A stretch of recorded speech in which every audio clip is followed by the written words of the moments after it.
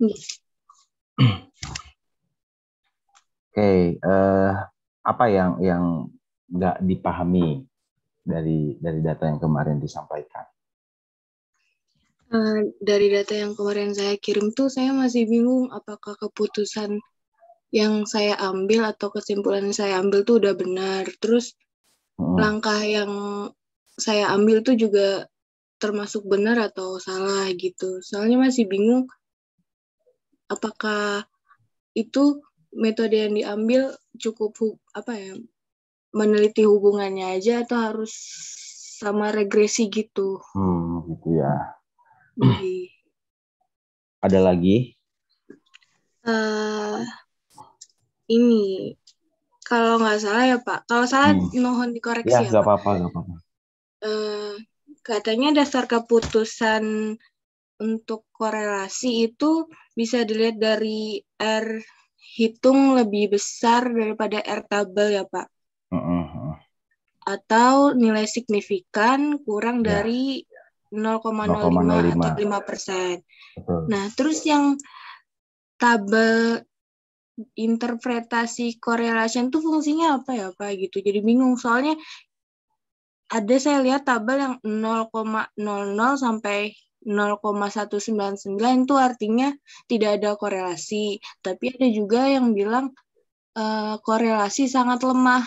Jadi saya bingung kalau dari hitungan tadi dua keputusan di awal yang dari R hitung atau nilai signifikan itu dinyatakan tidak ada hubungan. Tapi Hmm, kalau dilihat dari tabel yang tadi ada yang bilang itu berhubungan tapi sangat lemah gitu. oke, itu ya yang jadi pertanyaan Mbak Nurulda. Iya. Sebelum nanti saya jelaskan detail ke sana, nanti saya coba jelaskan dulu secara konsep kolerasi itu sendiri ya. Iya. Nah, kalau misalnya di skripsi itu yang dipertanyakan hanya mencari hubungan, sebetulnya nggak perlu ada regresi juga.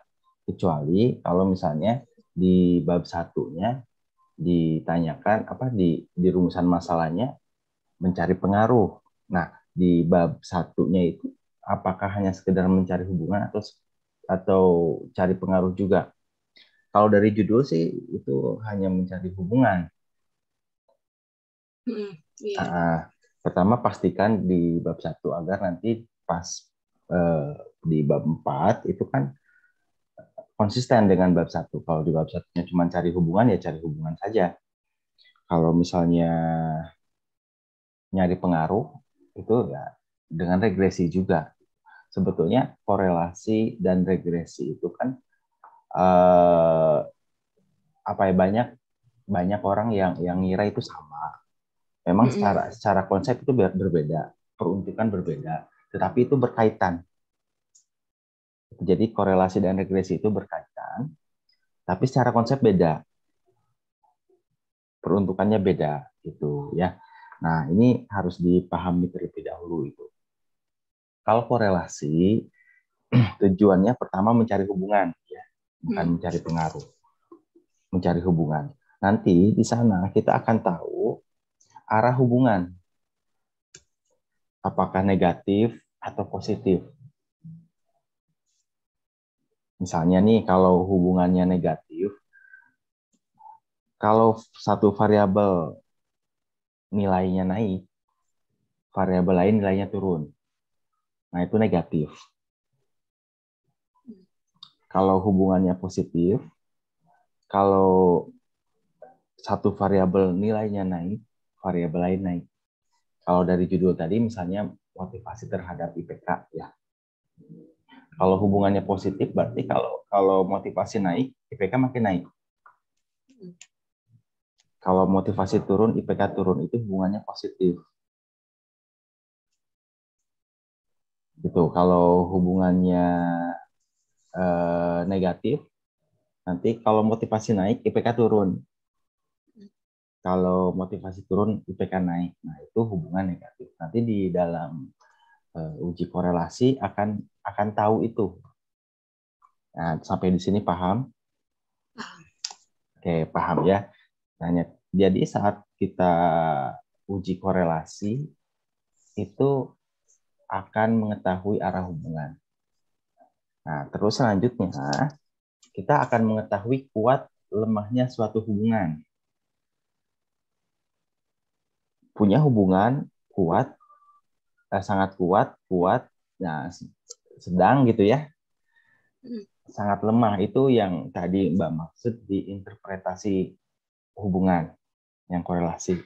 Jadi kalau nilai R-nya itu berapa sampai berapa, itu dinyatakan apa gitu. Nah, kalau misalnya masih belum paham, nanti saya tampilkan itu ya, interpretasinya. Nah, untuk mencari kuat lemahnya hubungan. Jadi saat kita uji korelasi, kita akan tahu arah hubungan, lalu kita akan tahu kuat atau lemahnya hubungan melalui interpretasi yang tadi Mbak maksud. Paham ya sampai di sini ya? Iya, Bang. Oke. Sekarang ada uji hipotesis untuk korelasi, untuk hubungan. Jadi sebetulnya sebelum kita interpretasikan kuat lemahnya hubungan, kita harus uji hipotesis dulu. Jadi sebelum kita simpulkan bahwa ada korelasi lemah, ada korelasi kuat, ada korelasi apa itu ya di interpretasinya, kita harus lihat berdasar uji hipotesis. Jadi dasarnya diuji hipotesis, Pak. Nggak masalah misalnya kalau nilai R-nya diinterpretasi sangat lemah, tapi di uji hipotesis itu tidak ada hubungan, berarti tidak ada hubungan, nggak perlu diinterpretasikan. Karena dasar pengambilan keputusannya itu ada di uji hipotesis. Gitu. Nah, biasanya kalau kita lihat uji hipotesis, nih, kalau R-nya sangat rendah itu pasti dikatakan tidak ada hubungan. Ya. Gitu. Nah, jadi dasar untuk pengambilan keputusan itu ada di uji hipotesis. Yang tadi ya, uji hipotesis itu kan ada H0, ada H alternatif. Nah, sampai di sini bisa diikuti nggak, Pak? Bisa. Bisa ya. Ada H0, ada H alternatif. H0 itu tidak terdapat hubungan, H alternatif terdapat hubungan. Nah, sekarang dasar pengambilan keputusan ada hubungan atau tidak ada hubungan itu apa? Pertama, bisa dilihat dari nilai R yang tadi Mbak sampaikan. Ada R hitung, ada R tabel. Kita bandingkan nilai R hitung dengan R tabel. Kalau nilai R hitungnya lebih besar daripada nilai R tabel, itu terdapat hubungan. Kalau nilai R hitungnya lebih kecil daripada nilai R tabel, itu tidak terdapat hubungan. Itu kalau lihat nilai R. Atau cara yang kedua, kita bisa lihat nilai signifikansi. Kalau di bawah 0,05 itu ada hubungan. Kalau di atas 0,05 tidak ada hubungan. Nah, itu mungkin tadi udah paham ya. Nah, jadi sebetulnya saat pengambilan keputusan itu harus berdasarkan uji hipotesis terlebih dahulu. Ada hubungan nggak? Oke, kalau ada, hubungannya apa? Kuat atau lemah gitu. Meskipun nilai korelasinya ada, ya, tetapi dari uji hipotesis nggak ada hubungan, berarti itu tidak bisa diinterpretasikan kuat lemahnya hubungan. Nah, jadi hal yang pertama adalah lihat uji hipotesis dulu. Kalau uji hipotesisnya terdapat hubungan, nah sekarang hubungannya apa? Lemah atau kuat? Atau sangat lemah? Gitu. Nah, kalau misalnya tidak ada hubungan saat uji hipotesis, berarti kita tidak bisa interpretasikan kuat atau lemahnya hubungan. Sudah mulai tercerahkan, Pak? Mulai, Pak. Boleh izin tanya nggak, Pak? Oke, silahkan. Nah, tadi kan kata Bapak kalau nggak salah, kalau hasil uji hipotesisnya tidak ada korelasi, tidak dapat diinterpretasikan ya, Pak? Ya, artinya interpretasinya tidak ada hubungan gitu. Oh, tapi tetap dijelaskan gitu nggak, Pak? Kayak Dijelaskan, Oh. misalnya tidak ada hubungan. Tapi kan kalau tidak ada hubungan berarti kita tidak bisa menjelaskan ada hubungan lemah atau kuat, nggak ada hubungan gitu. Jadi tetap nggak ada hubungan. Itu kita bicara kolerasi ya kalau hubungan. Iya. Oke, bisa dipahami ya di sini ya. Bisa. Nah, kalau saya lihat di hasil tadi saya share screen dulu. Nah, yang ini ya.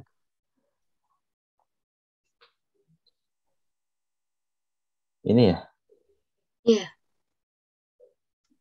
Ini nilai signifikansinya 0,1. Artinya kan tidak ada hubungan. Iya. Berarti tidak perlu dijelaskan nilai R-nya 0,1 itu sangat lemah gitu. Paham nggak? Karena memang tidak ada hubungan dari uji hipotesis. Pegangan awal kita yang menjadi dasar kita adalah uji hipotesis. Nah, ya bisa ini ya. Cara menentukan R tabel sudah paham ya? Tinggal dilihat aja nilai R-nya berapa, R tabelnya apa di tabel gitu ya. Ini berarti tidak ada hubungan. Tidak perlu lagi pusing memikirkan ini R-nya 0,1, kategorinya sangat lemah. Nah, nggak perlu lagi memikirin itu karena dasar kita adalah diuji hipotesis. Kan hipotesis itu adalah dugaan sementara peneliti. Ada hubungan atau tidak? Saat diuji, tidak ada hubungan. Berarti R ini meskipun dari interpretasi sangat lemah, tetap tidak ada hubungan karena dari uji hipotesis menunjukkan itu. Kecuali kalau misalnya ada hubungan nih, pas dilihat di interpretasi sangat lemah, ada hubungan tapi sangat lemah gitu. Jadi dasar kita adalah diuji hipotesis. Pengujian hipotesis. Kemudian yang ini ya, ini pun sama tidak ada hubungan. Disiplin terhadap IP itu tidak ada hubungan ya.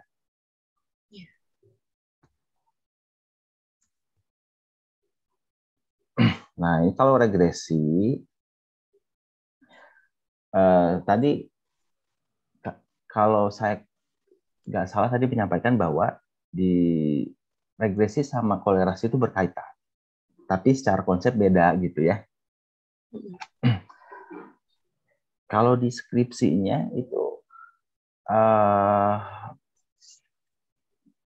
nyari pengaruh nggak di permasalahannya, di rumusan masalahnya? Tidak, cuma cari tahu ada tidaknya hubungan. Berarti kalau ada tidaknya hubungan itu cukup sampai kolerasi.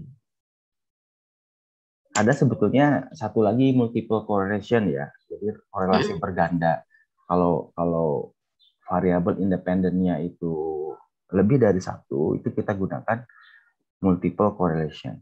Nah, baiknya memang nanti untuk masalah regresi ini dikonsultasikan lagi dengan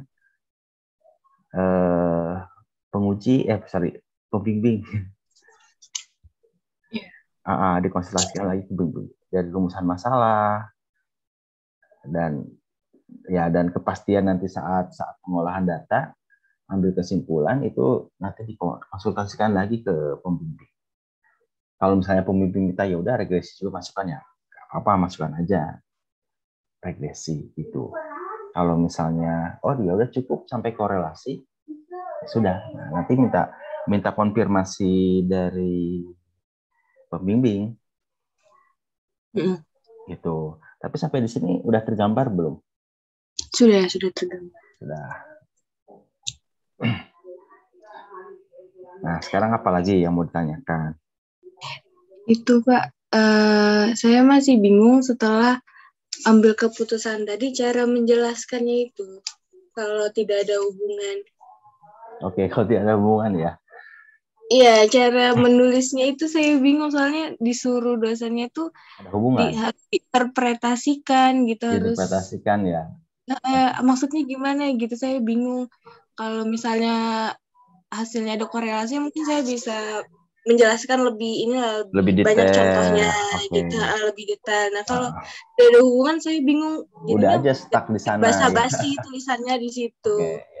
Sebetulnya gini, saat kita lihat hasilnya itu menunjukkan tidak ada hubungan, kita harus bisa mengkaitkan dengan kondisi yang ada di lokasi penelitian. Misalnya kenapa sampai tidak ada hubungan.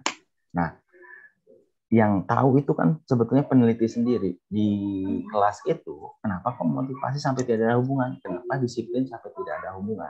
Pertama dari dari lokasi penelitian ini kan yang tahu peneliti sendiri. Ini harus bisa mengkait-kaitkan. Itu yang pertama. Yang kedua, cari hasil penelitian terdahulu yang hasilnya sama. Oh, ternyata ada hasil penelitian terdahulu yang mengatakan bahwa motivasi itu tidak ada hubungan dengan indeks prestasi. Kata si A. Jadi penelitian ini mendukung penelitian itu gitu. Memang agak ribet ya nyarinya ya. Kebanyakan juga ada hubungan, apalagi kalau misalnya teori mengatakan bahwa motivasi ini mempengaruhi mempunyai hubungan berkontribusi terhadap indeks prestasi. Teori mengatakan itu, tapi hasil kita itu tidak ada. Nah, ini yang harus ekstra ya.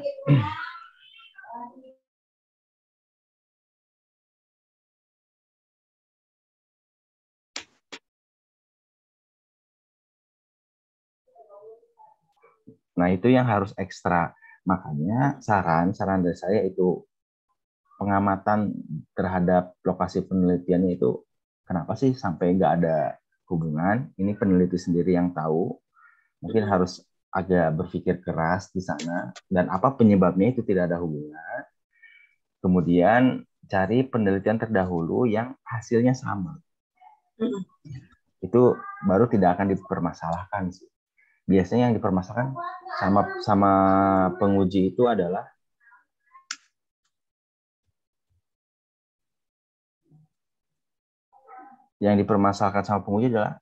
teori itu mengatakan bahwa itu ada hubungan loh atau ada pengaruh loh. Tapi di sini nggak ada pengaruh.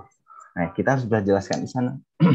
Jadi dikait-kaitkan dengan kondisi penelitian, terus hasil pengamatan peneliti, lalu cari hasil penelitian terdahulu yang hasilnya sama. Pasti ada kok jurnal-jurnal terdahulu yang hasilnya sama.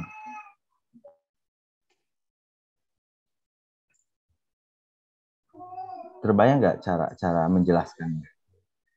Terbayang. Alhamdulillahnya udah nemu jurnal atau artikel yang sama Pak hasilnya. Oh, yang hasilnya sama berarti. Iya. Itu nggak perlu itu ya, nggak perlu repot lagi. Ya tinggal berarti penelitian kita mendukung penelitian itu karena ada penelitian yang hasilnya sama juga. Jadi nggak bakalan disalahkan gitu. Terkadang ada yang istilah kekeh, tahu istilah kekeh? Iya, istilah. Kekeh. Kalau bisa dihubungkan gitu. Oh, harus ada hubungan gitu kan. Ya nggak bisa kan, hasil penelitian itu harus objektif ya. Nggak bisa kita manipulasi supaya ada hubungan apa yang diteliti ya. Mungkin satu kondisi bisa nggak ada hubungan, ada hubungan. Tapi kalau di lokasi ini nggak ada hubungan ya kita harus bisa jelaskan apa penyebabnya. Dan kalau sudah punya hasil penelitian sebelumnya yang menyatakan tidak ada hubungan juga, ya itu menjadi dasar juga bagi kita untuk menjelaskan itu kenapa. Kebayang? Kebayang. Izin nanya lagi Pak, ya, kalau uji hipotesis ini ada uji prasyaratnya kah? Saya kemarin melakukannya cuma normalitas, tapi juga disaranin linearitas. Ya, jadi kolerasi, regresi itu memang ada uji prasyarat. Salah satunya adalah data harus tingkatannya interval atau rasio, sama itu. Yang kedua itu harus diuji normalitas. Ini datanya normal. Normal. Kemudian linearitas juga coba dipakai gitu ya. Kalau di regresi juga ada multikoliniaritas, terus ada heteroskedastisitas yang disebutnya apa sih, uji asumsi klasik ya. Itu diuji dulu agar data kita ini memenuhi syarat untuk dikorelasikan gitu. Itu 126 ya itunya ya, sampelnya ya. Iya, respondennya. Respondennya. Perbedaan linearitas sama korelasi itu apa ya Pak? Saya masih bingung maknai dua ini. Itu beda ya kalau uji linearitas ini lebih ke prasyarat sih. Kalau di pengertian memang, tapi tidak bisa menjawab hipotesis hubungan. Ini hanya ingin tahu ini tuh linear atau tidak sih gitu ya datanya. Sehingga ketika kita terpenuhi data kita ini linear atau tidak, baru kita bisa lakukan kolerasi atau regresi. Apakah mempunyai hubungan linear atau tidak? Kan ada hubungan itu bisa linear, ada yang non linear gitu. Tetapi Apakah harus linear ya Pak? Kalau datanya itu interval atau rasio, itu harus linear karena syarat untuk uji regresi linear itu harus linear gitu. Ini hanya masalah data aja sih, jenis data. Tapi pembimbing udah itu ya, udah oke lah ya, itu apa namanya? Pembimbingnya itu alhamdulillahnya tuh suruh lanjut terus. Nah karena disuruh lanjut terus jadi agak bingung ya? Ini bener nggak ya gitu. Terus okay. Karena online juga jadi terbatas cuman koreksi yang dilihat aja, nggak tatap muka langsung dijelasin gitu. Kadang jadi bingung juga ya iya. Ya saya kadang paham. Dimarahinnya bukan karena datanya tapi karena penulisannya doang gitu. Jadi ini bingung nanti waktu kalau misalnya disuruh sidang jelasinnya takutnya kurang meyakinkan gitu. Rencana sidangnya kapan? Nanti boleh deh sebelum sidang bisa ngobrol-ngobrol dulu, silahkan. Belum tahu diatur jadwal aja. Satu udah ACC, satunya ini masih terkendala jadwal bimbingan. Oh, ada 2 pembimbing ya? Iya. Berarti sekarang itu prosesnya tinggal menyusun bab 4. Sebenarnya udah semua, udah dikoreksi. Cuman kalau lagi baca-baca masih kayak bertanya-tanya ke diri sendiri, ini maksudnya apa gitu sambil persiapan Gak juga. yakin gitu. Ya. Iya, terus jawaban ilmiahnya atau jawaban apa ya? Itunya masih belum tertata, takutnya salah paham gitu atau kurang meyakinkan gitu. Nanti kalau misalnya sebelum sidang mau konsultasi juga boleh, silahkan. Siap Pak. Nanti biar ini lebih apa ya? Baca lebih datanya lah, minimal pede lah. Lebih pede. Kalau masalah masukan terus ada koreksi itu mah pasti ada aja ya. Nggak ada yang sempurna. Nanti pas ujian itu pasti ada aja yang dikoreksi. Yang jelas kita yakin aja dulu. Ya berarti untuk langkah yang kemarin, data yang saya kirim kemarin tuh udah benar ya Pak? Maksudnya cara cari korelasinya kayak gitu, hasilnya ya cara mengambil keputusan juga udah benar. Itu kan mengacu pada nilai R ya, nilai korelasi. Bisa mengacu kepada nilai signifikansi juga. Udah sama-sama aja ya. Ketika kita membandingkan nilai R sama lihat nilai signifikansi, hasilnya nggak beda. Dua-duanya variabel itu tidak ada hubungan. Tinggal kita menginterpretasikan tidak ada hubungannya itu kenapa gitu, terus cari dasar-dasar kuat untuk mempertahankan hasil penelitian kita seperti hasil penelitian terdahulu yang memang hasilnya sama dengan kita. Ternyata penelitian terdahulu juga ada loh yang menyatakan seperti ini. Jadi nggak salah kita gitu loh. Walaupun secara logika, secara teori, kalau motivasinya besar, ke prestasi juga tinggi loh gitu kan. Secara logika kan gitu kan orang-orang berpikir. Tetapi di hasil penelitian nggak menunjukkan itu. Nah, kadang di sana dipertanyakan gitu. Nah, dari kita sebagai peneliti yang harus mampu menjelaskan itu. Sebetulnya nggak ada hasil penelitian yang salah. Selama prosesnya benar gitu ya, pengambilan keputusannya benar, ya itu hasilnya ya itu gitu loh. Iya. Cuman kalau tidak ada hubungan atau tidak pengaruh itu asa gimana gitu ya, seperti ada yang kurang gitu ya, takut salah gitu ya. Ya salah satu untuk meyakinkan yaitu cari penelitian yang memang hasilnya sama juga.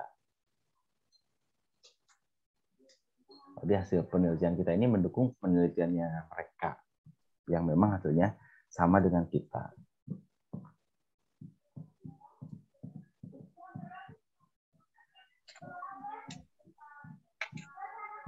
Secara teori paham lah ya apa yang saya sampaikan. Iya, paham. Nanti kalau misalnya ada pertanyaan lebih lanjut boleh di chat admin juga boleh. Nanti dibantu jawab. Jadi nggak sebatas pertemuan seperti ini, silahkan dikonsultasikan kembali. Kalau memungkinkan lagi ya dijadwalkan kembali untuk tatap muka seperti ini. Oh ya, siap Pak. Alhamdulillah udah cukup sih Pak, udah lebih yakin gitu. Oh, lebih yakin ya. Sebetulnya mudah ya. Iya. Cuman untuk mencari keyakinan aja kayaknya nih. Iya, perlu validasi. Soalnya kalau dikoreksi cuma suruh lanjut-lanjut, ini bingung bener nggak sih gitu. Iya, saya paham. Iya. Tapi nanti kalau ada pertanyaan-pertanyaan lain untuk dikonsultasikan ya silahkan ya, gak usah ragu, gak usah canggung. Siap. Nanti kami berikan layanan terbaik. Terima kasih Bapak. Ya, kalau misalnya nanti sebelum sidang perlu ngobrol-ngobrol juga gak masalah. Ya, Siap, Pak. sekedar untuk refresh, sekedar untuk persiapan gitu ya, agar lebih mantap pas ujian.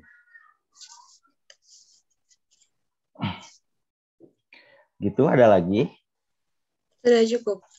Perlu materi-materi yang harus saya share nggak? Kalau perlu nanti saya share. Kalau enggak juga nggak apa-apa. Atau udah ada juga materinya? Materi seperti apa maksudnya Pak? Ya materi-materi tertulis yang nanti diperlukan, misalnya artikel atau apa terkait korelasi. Boleh Pak, yang mungkin ada artikel yang apa ya, contoh yang tidak ada korelasi seperti ini Pak, lagi ada penjelasannya oke nanti. Iya, ya, penulisannya gitu.